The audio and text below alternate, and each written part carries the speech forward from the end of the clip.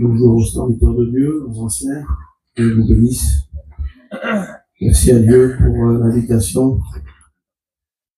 C'est une joie pour moi d'apporter la parole. Et je disais au frère Plus, il y a un poids sur moi. Une oppression, vous savez, quelque chose de fort, peut-être j'ai du mal à discerner ce que c'est. Et que Dieu puisse me bénir. Voilà, voulez-vous prier pour moi? Hein? Priez pour moi de tout votre cœur. Priez pour moi, je vous demande. Demandez à plus qui prie pour moi. Amen. Gloire à Dieu. Merci à Dieu. Le nom de Dieu soit glorifié ce matin. Qu'il soit véritablement glorifié parmi nous. Et je pense que Dieu a besoin de nous parler. Car nous avons besoin à l'intérieur que la parole vienne et descende dans les profondeurs de notre cœur.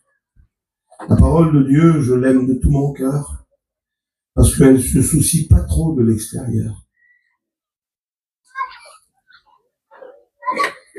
La parole de Dieu ne s'intéresse pas à la couleur de tes cheveux. Il faut une tenue vestimentaire, et ça vous le savez, je vais pas vous apprendre comment faut vous habiller. Si vous êtes chez Dieu, vous devez vous habiller normalement.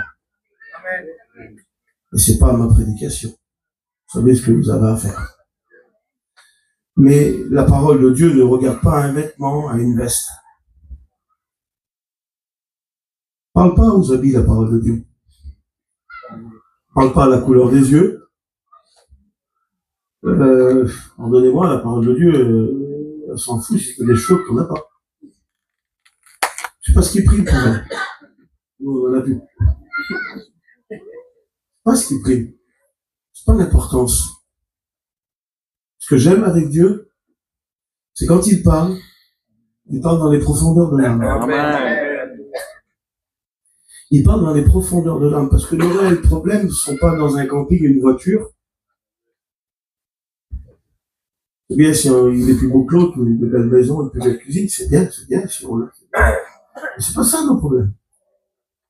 La source de notre problème, c'est pas ça. Alors les gens essayent de combler avec ça, mais c'est pas ça le problème.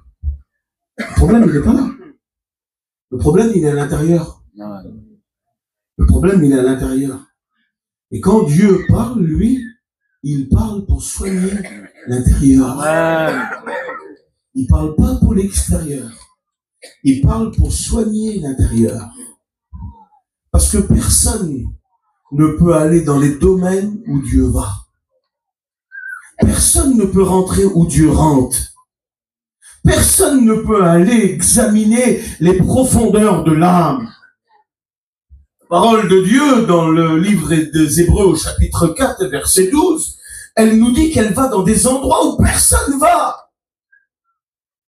Il faut des milliers d'euros pour aller consulter la moelle des os par des scanners qui coûtent des milliers d'euros. La parole de Dieu est capable d'aller à l'intérieur des os. Elle rentre où l'homme ne rentre pas. Elle visite où personne ne visite. Elle soigne où personne ne soigne. La parole de Dieu est un livre qui vient de Dieu, animé du Saint-Esprit. Et nous avons besoin ce matin qu'elle rentre à l'intérieur de nous. Pour venir profondément nous soigner à l'intérieur. Parce que ton problème, il est à l'intérieur de ton âme. Et Dieu a les facultés, a les moyens, a la possibilité de soigner les coups qu'on a reçus dans l'âme. Une parole puissante, vivante. Parole de Dieu, je l'aime de tout mon cœur. Il y a quelque chose de puissant dans la parole. Vous sentez que ça prend vie, là, le message, là. Vous sentez qu'il prend vie, le message, là. C'est le message vivant de Dieu. Il n'est pas mort, il n'est pas inerte. Il est en action, le message de Dieu. J'ai besoin, t'as besoin. L'ancien a besoin. Le plus ancien parmi nous a besoin de la parole de Dieu. Le plus grand, le plus petit, le plus fort, le plus intelligent, le plus intellectuel, le plus érudit, le plus simple de la terre a besoin de la parole de Dieu. Nous avons besoin de la parole. Cette parole de Dieu, elle vient, elle nous fait du bien. Elle nous restaure profondément. J'ai reçu un message à Chien. Et depuis Chien, je vous le promets, depuis Chien, ce message s'en va pas de moi. Il s'en va pas, il s'en va pas. Je veux qu'il s'en va. Mais Dieu, lui, il dit, tu dois le prêcher. Amen. Parce que depuis 4 mois, je prêche ce message pratiquement tous les dimanches. Et il s'en va pas, il s'en va pas, il s'en va pas. J'y donne autre chose. Non, il dit rien. Quand il dit rien, je suis obligé de revenir là. Quand on cherche des messages et qu'il dit rien, il faut revenir à la source du message qu'il a donné précédemment. Amen. Et quand tu apprécies autre chose alors que Dieu. Le message, c'est la restauration de l'âme. Restauration de ton âme, de mon âme, de ton âme, de mon âme, de ton âme, de votre âme, à chacun de nous. Parce qu'on a tous pris des coups. On a tous pris des coups. Et puis il y a un mot en particulier que le Saint-Esprit a révélé à mon cœur. Révélé. Révélation. Dites amen, je vous en supplie. Révélation. La révélation, c'est pas un rêve. C'est pas de la mythologie. La révélation, elle est là. Ça, c'est la révélation. Révélation, révélation. J'ai vu, il m'a dit, j'ai fait un rêve, j'ai fait un son. Ben, c'est bien beau, mais ça, c'est plus grand qu'un rêve, plus grand qu'un songe. C'est la révélation de la parole de Dieu. Et quand tu la rouvres, il y a des versets que tu comprends pas. Et d'un seul coup, révélation par le Saint-Esprit, parole vivante, et révélation du verset, parole de révélation. Nous lisons un verset qui se trouve dans Jérémie 31. Jérémie 31, c'est la déportation de Jérusalem à Babylone. Écoutez, s'il vous plaît.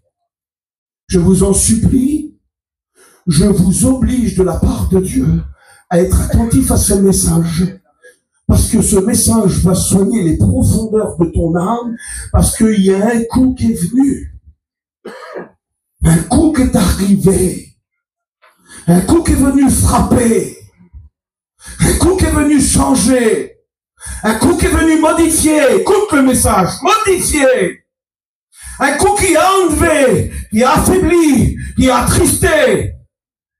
Écoute ce message, je t'en supplie, écoute-le. Ce coup-là a modifié l'état de ton âme, l'état de ton âme. Et puis tu t'es mis à faire des choses que tu faisais pas auparavant. Et puis maintenant, tu pries plus, tu n'es plus bien avec Dieu parce que il y a un coup qui est venu. Qu'est-ce qu'elle fait? Qu'est-ce qu'il fait? Mais pourquoi il faisait ça? Il ne le faisait pas. Parle pas sur lui, il a pris un coup que t'as pas vu.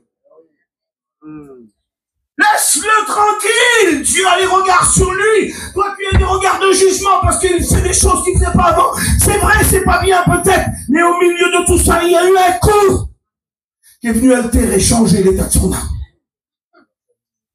Le mot que Dieu m'a donné dans le livre de Jérémie, c'est un endroit particulier qu'on appelle Rama. Rama était la plaque tournante des déportés, ceux qui partaient de Jérusalem pour aller à Babylone. C'était vraiment un lieu horrible où les mamans pleuraient, se lamentaient. Même Rachel pleure ses enfants à Rama. Elle ne veut pas être consolée parce qu'ils sont partis. C'est Rama, c'est que des cris de douleur, de souffrance. C'est des cris des vilains cris, des cris d'angoisse. Il y a des pleurs à Rama. Et à Rama, il y a un verset qui va sortir parce que Dieu parle à Rama. Écoutez, Dieu parle à Rama. Rama, c'est ta déportation, c'est ton lieu de souffrance, c'est ton lieu où tu te lamentes.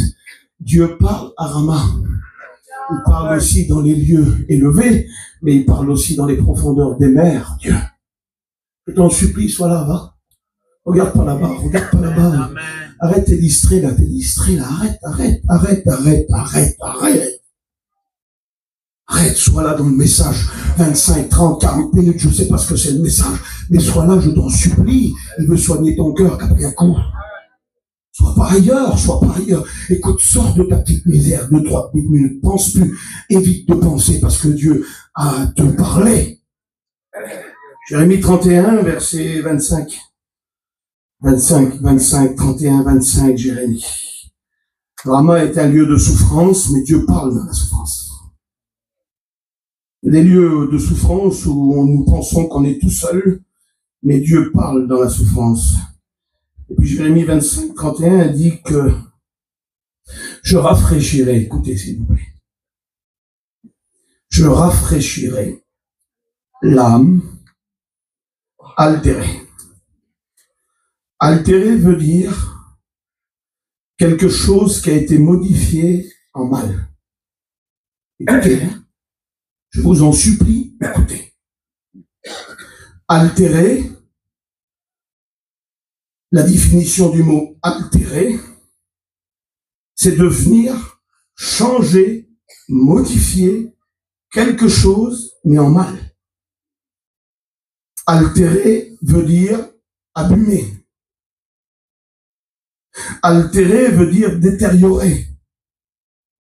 Altérer veut dire détruire. Quand tu relis dans la Bible et que tu trouves ce mot en français altérer, c'est un mot profond, profond qui va loin.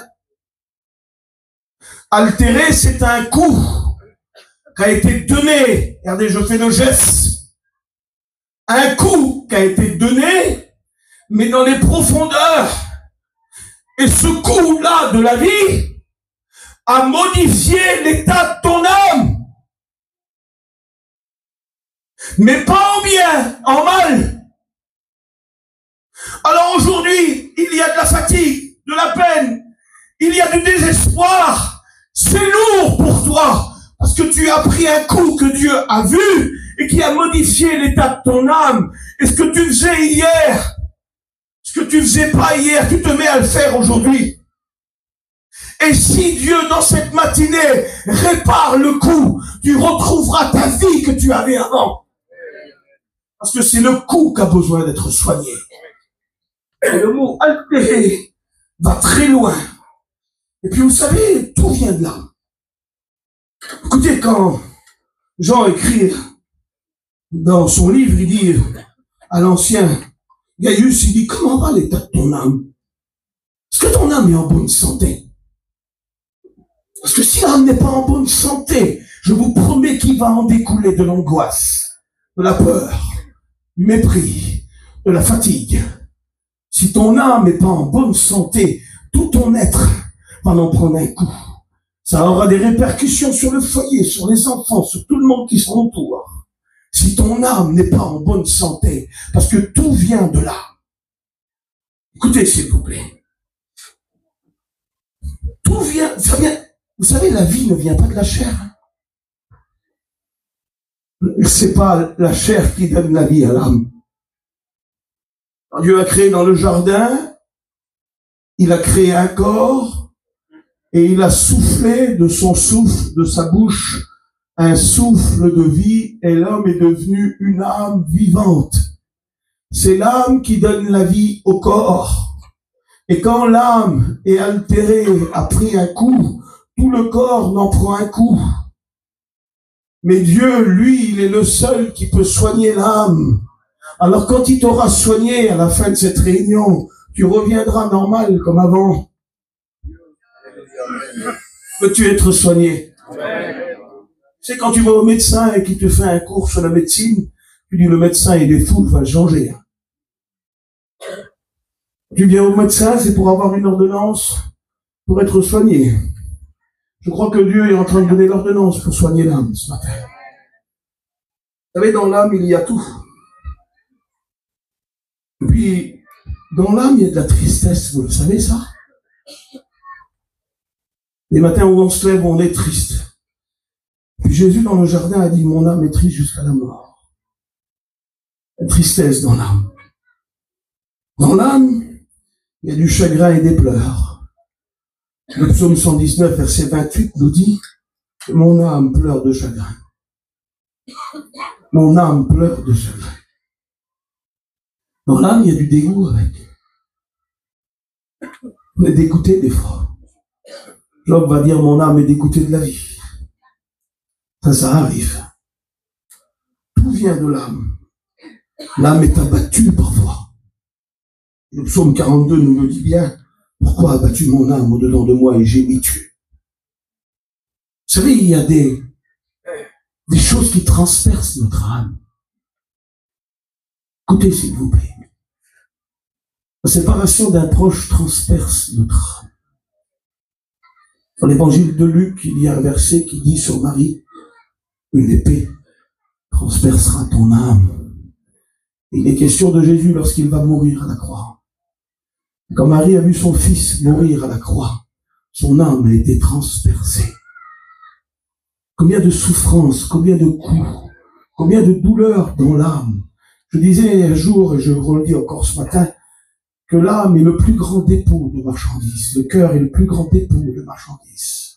Nous accumulons des années, 20 ans, 30 ans, 40 ans, 50 ans de douleurs, de coups, de souffrances. Et puis c'est là, c'est stocké ici. Et nous vivons avec. Mais Dieu veut pas que nous vivons avec. Dieu veut nous guérir. Dieu veut nous bénir. Dieu veut nous restaurer. Puis ce message est venu d'un verset. Un verset que vous connaissez. Un verset des psaumes, le psaume un des plus lus au monde. J'ai parlé à juin avec quelqu'un qui avait besoin. Et puis en parlant, j'ai cité ce verset, j'ai cité ce passage du psaume 23. Et quand je citais le psaume, le Seigneur était en train de me restaurer profondément à moi. Et il me donnait le message que j'ai là, il me le donnait ce jour-là, à l'instant même. Et c'est ce message-là que j'ai depuis 4 mois et que je n'arrive pas à m'en débarrasser parce que les âmes ont mal et Dieu a les remèdes pour le soigner. Alléluia. Nous lisons maintenant le psaume 23. Un psaume de David. Puis David connaissait profondément Dieu. Et puis il reçoit ce psaume, pour moi il l'écrit. Mais là, pour moi, il y a trop d'expérience dans ce psaume. Il y a des exégètes de la Bible, des théologiens disent qu'ils l'ont écrit au démarrage, quand il avait 17 ans. Pour moi, personnellement, il ne l'a pas écrit à 17 ans. Moi, pour moi, il l'a écrit à 70 ans, quand il allait mourir. Il y a trop d'expérience dans le psaume. Il connaît trop Dieu dans le psaume. Il ne faut pas l'écrire au démarrage.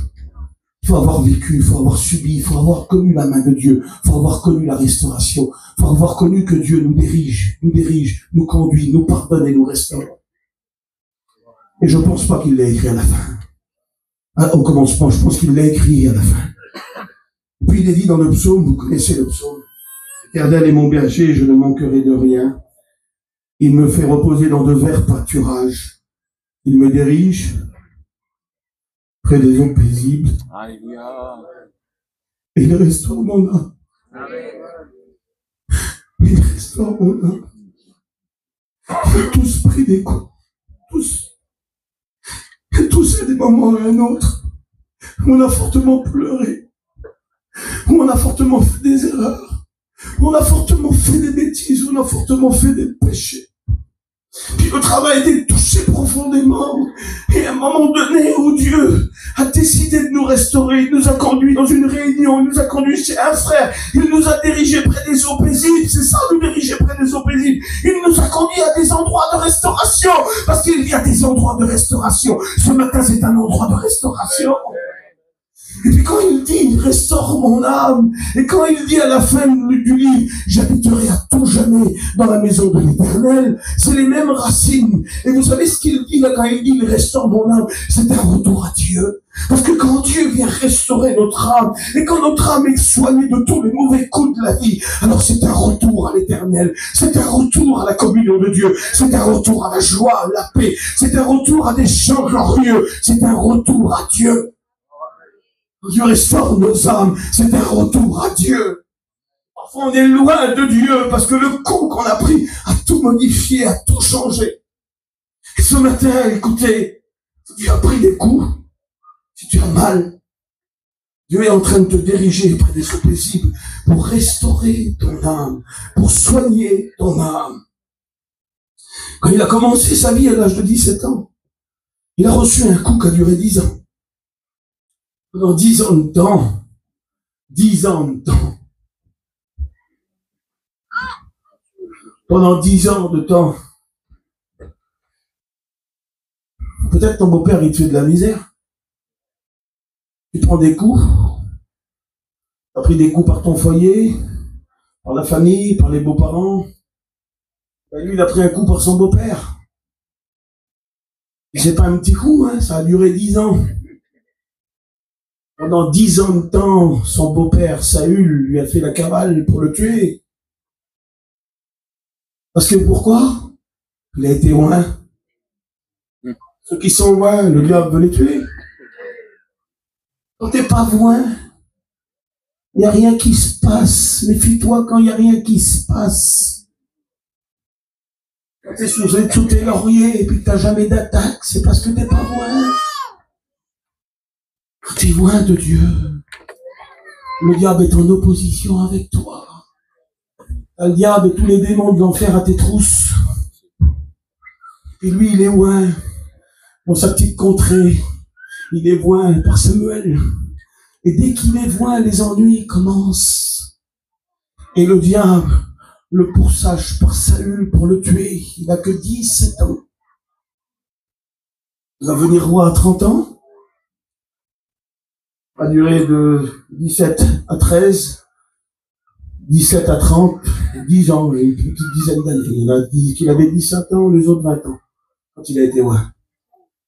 On va dire 10 ans. Quand il vient à la royauté, c'est un homme selon le cœur de Dieu. J'ai beaucoup parlé sur lui, Kiki. Parce que quand je lisais ce qu'il avait fait, j'ai dit, celui-là, il n'est pas terrible. Puis j'étais un petit peu bizarre avec Dieu, parce que pourquoi tu l'as appelé selon ton cœur? Ben, c'est bizarre, hein? C'est bizarre. Quand tu étudies sa vie, quand tu regardes sa vie, tu ne donnes pas l'appellation d'homme selon mon cœur. Tu peux l'appeler l'homme selon mon cœur quand il a descendu Goliath. Tu peux l'appeler l'homme selon mon cœur. Quand il a tué ses 10 000, tu peux l'appeler l'homme selon mon cœur.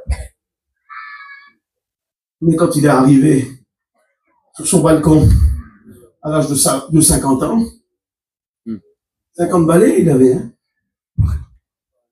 C'est pas un petit jeune, hein. Ça fait déjà 20 ans, hein, qu'il gouverne, hein. 20 ans.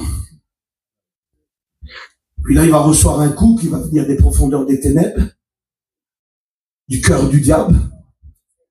Parce que David est loin, et le diable veut le descendre, veut le descendre, veut le descendre, et veut le descendre. Alors à 50 balais, il est sur son balcon, et il voit Beersheba. Parce qu'il aime Beersheba, et qu'il veut Beersheba, et puis Uri. Alors excuse-moi Dieu, mais là tu t'es trompé, pourquoi tu l'as appelé l'homme selon ton cœur? Tu t'es trompé Dieu. Plusieurs années, j'ai dit Dieu, pourquoi tu l'as appelé comme ça? Il m'a dit, regarde, j'ai envoyé Nathan, regarde ce qu'il fait David. Regarde qu'est-ce qu'il fait David. C'est pour ça que je l'appelle l'homme selon mon cœur. Écoutez, est-ce que Dieu est vrai? Il est vrai Dieu, hein? Mais Dieu l'a appelé l'homme selon son cœur parce qu'il était vrai aussi lui. Il n'a rien caché. Il n'a rien dissimulé. Il a tout dit. Même les choses les pires que nous on cacherait encore aujourd'hui. Et quand il est venu vers lui, Nathan, il a dit, tu es cet homme. Il dit, oui, je suis cet homme. Au départ, il n'avait pas compris, hein. Il a fait une petite métaphore. Une brebis, il a pris la brebis, il a tué la brebis, et puis lui, il n'en avait pas, il a pris celle-là. Il ne comprenait pas, David, qu'il doit mourir, cet homme, mais c'est toi. Mais là, il comprend, c'est moi. Dieu l'appelle l'homme selon son cœur, parce qu'il est vrai. Amen. Écoute, je voudrais te dire ça, il y a une pensée qui me vient de suite. Veux-tu être soigné ce matin? Amen. Tu veux? Alors sois vrai. Amen. Si tu caches ta plaie, ta douleur, par des années chrétiennes ou ton foulard, ça ne marchera pas avec Dieu. Il y en a qui meurent dans le camping par la souffrance, par la douleur du coup qu'ils ont pris à l'âme, et quand ils arrivent ici, ils ont un autre visage. Ils ont le visage de 40 ans de vie chrétienne. Mais c'est quoi de ça, 40 ans de vie chrétienne? On va vivre pour l'éternité, c'est quoi 40 ans? On respecte les anciens, mais c'est parce que je comprenez. Mais quand tu viens devant Dieu, est-ce que tu comptes tes années? Quand tu viens devant Dieu avec une souffrance, est-ce que tu dis, ça fait 20 ans que je te sers, hein? Tu fais des recommandations à Dieu? Moi, quand je viens à Dieu, devant Dieu, et que j'ai mal, non, moi, je veux qu'il soigne mon âme. Je mets pas ma carte de pasteur, mon titre de pasteur. Je mets pas, j'ai été appelé, je travaille pour toi, puis je fais des missions. Mais je mets pas ça devant Dieu. Quand je souffre intérieurement, c'est moi qui souffre. J'ai pas à avoir deux vies, une vie pour l'autre et une vie pour l'autre. J'ai qu'une seule vie en Dieu. Et quand ma vie est touchée dans mon âme, je suis touché. Je mets pas mes années, mais pas mon titre de pasteur devant Dieu. Ça compte plus tout ça. Quand t'as mal, t'as plus envie de rien, t'as vu? T'as plus envie de manger, t'as plus envie de rien, tu veux voir personne, parce que tu souffres, tu veux une seule chose quand t'as mal. C'est un remède, un cachet qui vient te soigner. Le reste, tu t'en fous. La voiture, tu ne l'aimes plus, le camping, tu ne l'aimes plus, les enfants, t'as du mal à les supporter, tu veux voir personne parce que t'as mal. Ton corps, il souffre. Et tu veux un cachet pour être soigné, c'est ça. C'est ça. Tu viens pas, tu te présentes pas devant Dieu avec un tableau de chasse quand t'as mal. Tu dis pas, j'ai converti un tel, j'ai baptisé un tel, j'ai fait ça, j'ai fait ça, j'ai fait ça. Non, tu dis, j'ai mal, Dieu. Viens me soigner. Tu dis juste ça. Et lui, quand il se présente devant Dieu, il est vrai.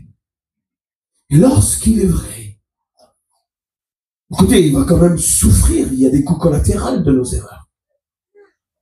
Il y a des coups collatéraux. Parce qu'il y a trois formes de coups. Il y a trois formes de coups. On parle des coups reçus à l'âme, mais il y a trois formes de coups. Écoutez, s'il vous plaît. Il y a les coups que tu reçois, les coups que tu donnes toi, et les coups que le diable te donne. Et quels sont les remèdes pour ces trois formes de coups? Parce qu'il faut des remèdes pour ces coups-là. Les coups que tu as reçus, c'est Dieu qui te soigne. C'est Dieu qui te soigne. Pas de problème. Les coups que le diable te donne, on ne peut rien contre le diable. Hein, il traverse le soleil sans se brûler. C'est impuissant, le diable. Hein. Et les coups qu'il nous a donnés, lui, c'est Dieu qui va s'en charger de lui. C'est lui qui va combattre pour nous. C'est lui qui va le descendre.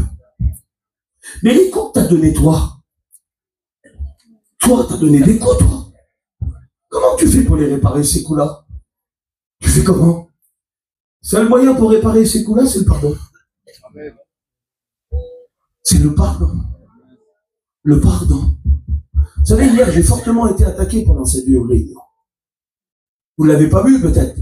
J'étais fortement attaqué. La réunion d'hier après-midi, elle m'a coûté beaucoup.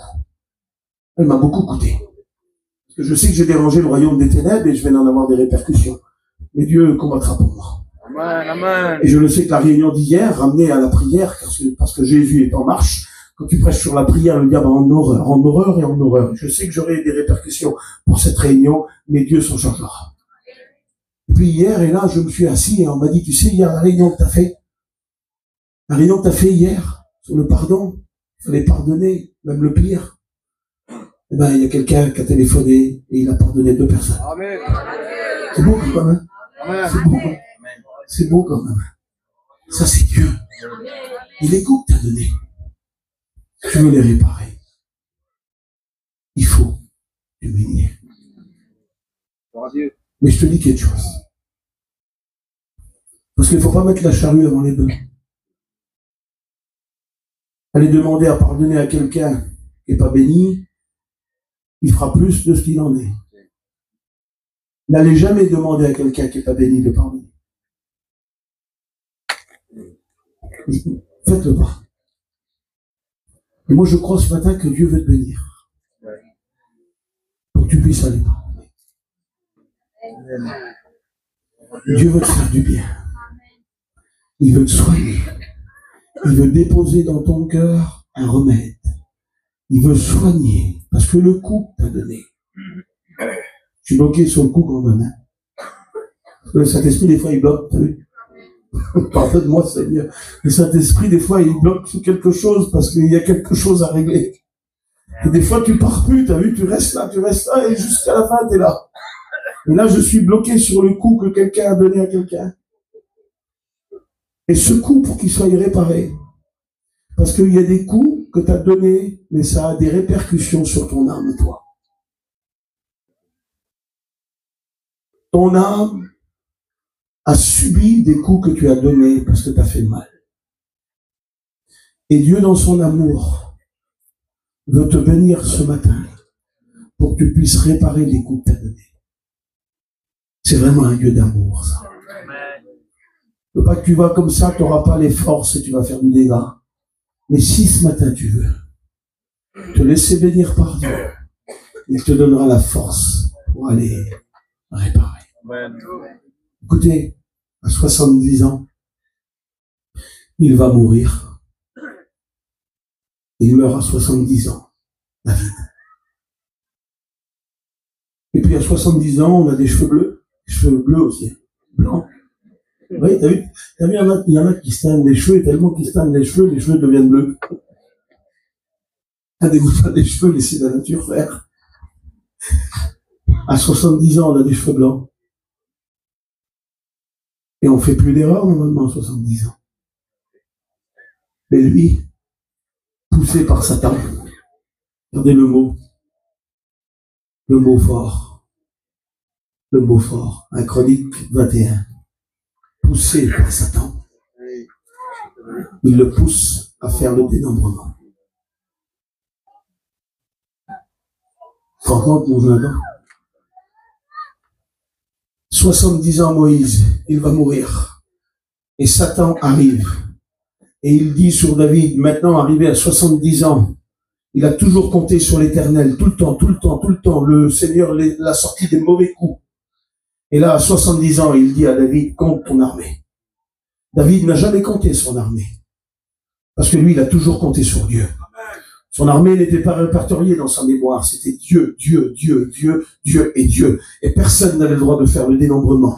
Et puis Joab vient le trouver. Il dit, fais pas ça, David, t'as pas le droit de le faire. Et il le fait quand même. Et il tombe dans le péché et il fait pécher tout le peuple entier. Une grave erreur qu'il fait. Mais écoutez, moi j'ai du mal à comprendre l'amour de Dieu. Je bloque toujours sur l'amour de Dieu. Elle est trop grande. Il fait pécher le peuple et il pêche lui. C'est quand même grave. Il a 70 ans, il va mourir, il a les cheveux blancs, il est rempli de sagesse, et là il fait une erreur à faire pécher tout le peuple.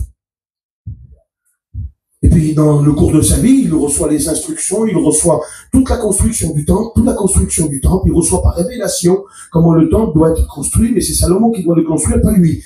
Et il reçoit, lui, par révélation du ciel, il reçoit comment il faut construire le temple, il reçoit tous les plans du temple. Mais il sait pas où le mettre le temple, il sait pas où le construire. J'ai du mal à comprendre l'amour de Dieu, j'ai du mal à comprendre comment Dieu fait les choses. Parce que le diable, lui, quand on a fait des erreurs, il nous écrase. Quand on a pris des coups dans l'âme, on a mal, et le diable nous écrase. Il nous pousse à faire des choses, et quand on les a fait, il nous laisse jamais tranquilles, il nous écrase.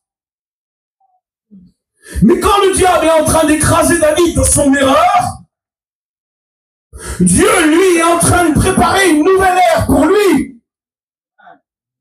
Est-ce que vous comprenez ça? Quand le diable a poussé David, a excité David à faire le dénombrement, Dieu est déjà en train de préparer une sortie pour que David, lui, soit béni. Écoutez ce qu'il fait Dieu. Je vous en supplie, écoutez ce qu'il fait Dieu. David est là, il est dans son mépris, dans sa peine, dans sa douleur. Tu veux tomber dans les mains de qui, David, dit Dieu? Et David connaît Dieu parce qu'il sait qui est Dieu. Il connaît son pardon. Il sait comment qu'il l'a restauré. Il sait comment qu'il l'a pardonné. Il sait comment qu'il l'a soutenu quand il a perdu ses 3 fils. Et quand sa fille est venue folle Tamar, il sait comment que Dieu l'a soutenu. Alors il dit, je tombe pas dans les mains des hommes, je tombe dans tes mains à toi.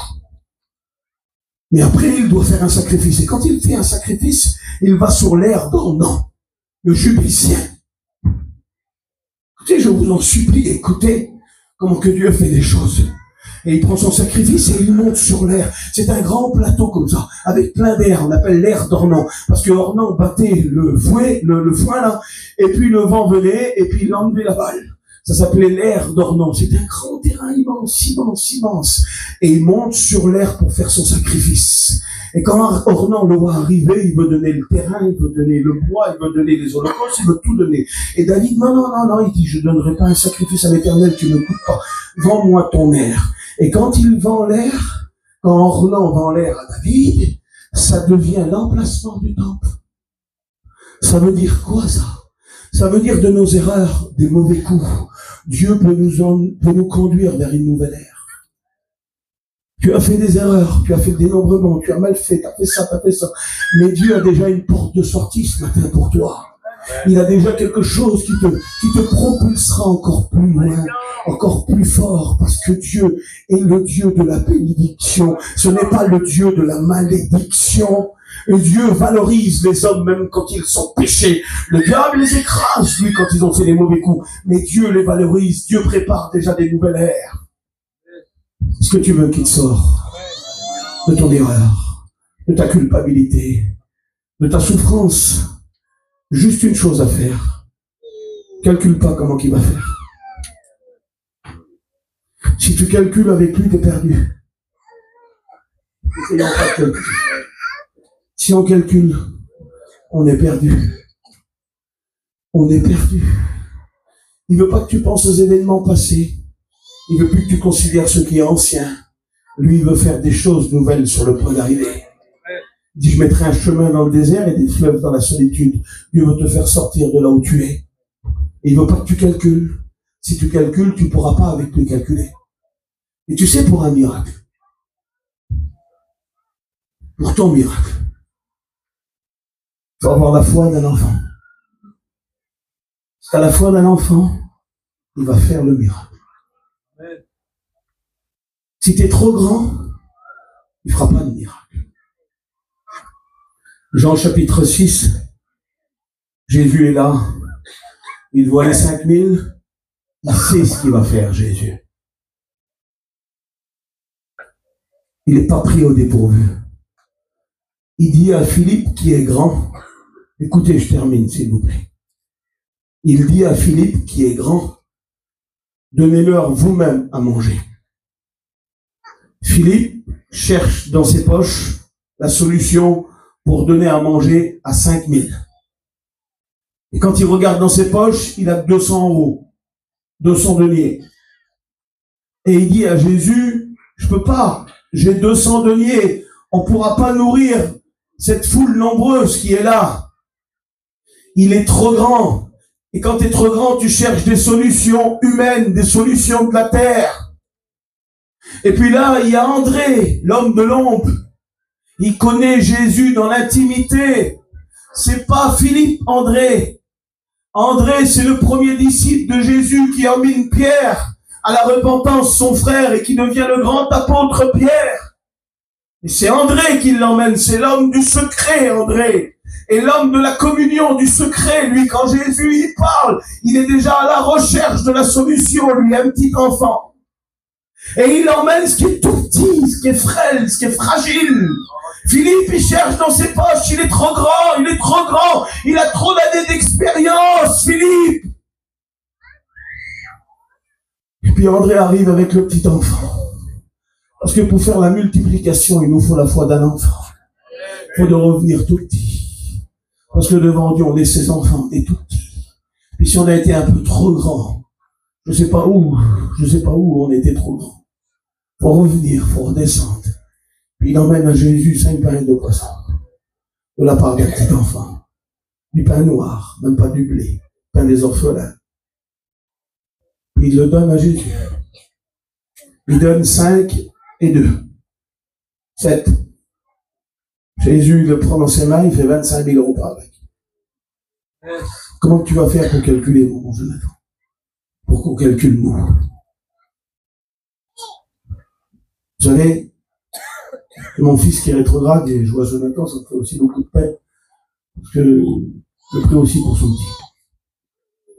Et des fois, on cherche à calculer comment il va faire Dieu pour les ramener. Le calcul, il ne se trouve pas chez nous. Tu cherches à calculer maintenant comment il va faire pour guérir ton âme, pour guérir le coup que tu as pris. Parce que le coup t'a fait mal, cette séparation t'a fait mal, cette maladie t'a fait mal, ce foyer divorcé t'a fait mal. Ce qui s'est passé dans ta maison t'a fait mal. Et tu cherches comment faire pour que Dieu puisse réparer. Dieu ne veut pas que tu calcules. Il veut que tu viennes avec ton coup dans l'âme, avec ta souffrance, avec ce qu'il te reste, avec tes 5 pains et 2 poissons. Et si tu lui donnes, il va multiplier, multiplier au centuple. Parce que ça, c'est Dieu. Écoutez, vous savez quoi? Veux-tu être guéri? Amen. Je ne sais pas si tu as donné des coups, si on t'en a donné ou si le diable t'en a donné. Et dans les 3 formes de coups, nous avons la solution. Et pardon pour ce que tu as donné, les coups que tu as pris, Dieu va venir te soigner. Et si le diable t'a fait mal, Dieu va s'en charger. Je ne sais pas quel coup tu as pris. Mais on va prier maintenant. Écoutez, je voudrais terminer avec David. Le psaume 1. Termine avec lui. Parce que l'amour de Dieu sort du psaume 1. Écoutez, l'amour de Dieu sort du psaume. Écoutez, je vous en supplie, écoutez. Cantique de David, l'Éternel est mon berger, je ne manquerai de rien. Il me fait reposer dans de verts pâturages. Il me dirige près des eaux paisibles. Il restaure mon âme. Il me conduit dans la sentier de la justice à cause de son nom. Quand je marche dans la vallée de l'ombre de la mort, il a perdu 3 enfants. 3 enfants, il a perdu. Sa fille est plus folle. Cette vallée-là, il l'a connue horriblement. Ça a beaucoup souffert pour lui. Ça a beaucoup souffert. Quand il a vu son fils Absalom, il a crié « Absalom, mon fils, Absalom, mon fils ». Il aurait voulu mourir à sa place. Il a beaucoup souffert, David. Quand je marche dans la vallée de l'ombre de la mort, je ne crains aucun mal, car tu es avec moi. La houlette et ton bâton me rassurent, tu dresses devant moi une table en face de mes adversaires. Tu oins d'huile ma tête. Écoutez, je vous en supplie, écoutez l'amour de Dieu. Quand il a tué Uri et qu'il a pris sa femme, il aurait dû mourir dans le mépris et la honte. Et parce que Dieu l'aimait, il est mort dans le bonheur et la grâce. Et il dit, tu oins d'huile ma tête et ma coupe déborde. Oui, le bonheur et la grâce m'accompagneront tous les jours de ma vie. Il n'aurait pas dû mourir comme ça. Il aurait dû mourir dans la honte, dans le mépris, dans le rejet. Mais parce que Dieu l'aimait, parce que Dieu était là pour le restaurer, pour le rétablir. Écoutez, il est resté prophète jusqu'à la fin, j'ai du mal à comprendre. Il est resté roi jusqu'à la fin. Il est resté prophète jusqu'à la fin. Il dit, oui, le bonheur et la grâce m'accompagneront tous les jours de ma vie. J'habiterai dans la maison de l'Éternel jusqu'à la fin de mes jours. Prions maintenant. Il restaure ton âme.